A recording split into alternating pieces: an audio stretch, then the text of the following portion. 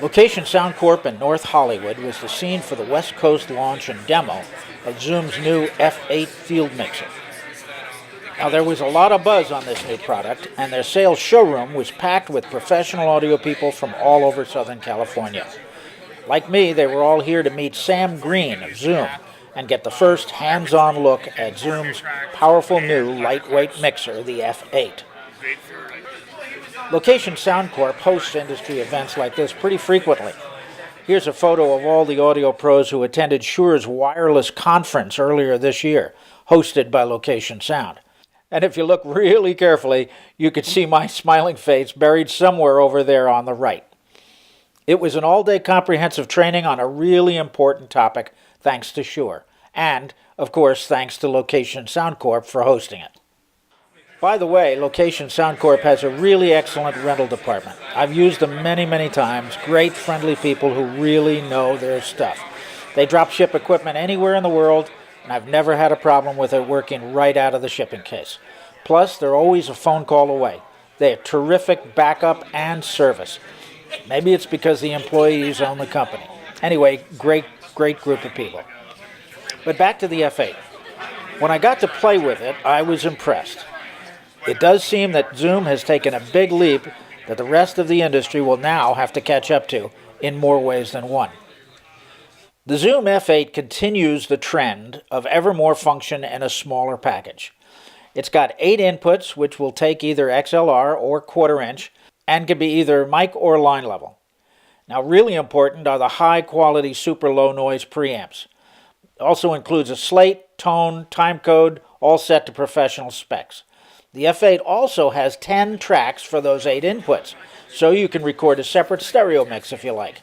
And the 8 inputs can be paired for a total of 4 stereo sets or any combination of stereo sets and individual tracks. Of course, when things get this small, and it is a very efficient design, but it does have very small knobs, it gets hard to ride the levels manually, which is why I absolutely love their remote control app for any iOS device. It works with Bluetooth, and among other things, it allows you to input extensive metadata directly into the F8 files. Really terrific. So on here we have our arm button, our gain, our pan, our fader, and then PFL brings up high pass filter, your input delay, your limiter, phantom power, all that. We've got our time code read, our SD cards, what they're recording at, a battery level function, our transport, and then our 3 outputs, or actually rather our stereo bus and then our outputs. Now, here's where I have to apologize for the audio. Believe me, the irony of having crappy audio on a piece about audio does not escape me.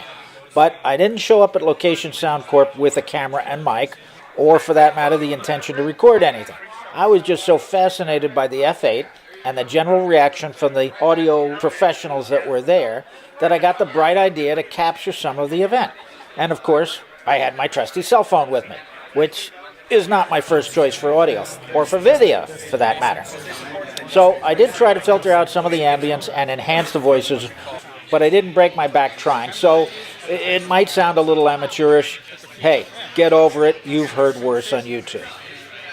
Of course, I had to ask my peers for their preliminary opinion of the F8. Well, I only had it for 2 minutes. What do you want me to say? It looks great. It looks very professional. I like the functions on the access to the menu. It's very good and simple to use. When you're in the field, you don't have a lot of time to sit down and figure it out. In one menu, you go through 17 different tree branches to get to something. So I think it's pretty good. I mean, I would like to sit and put it on the bench and test it with the scopes and see how the inputs go, the outputs, time code. Lock it with a leech and see how many frames I lose. What can you compare this to? I would think it's like a baby version of a sound device, or a 633. But it has its advantages compared to a 633. Of course, the price, number one, it's like a third less, because sound devices came down now. I like the form factor. It's a lot lighter and smaller.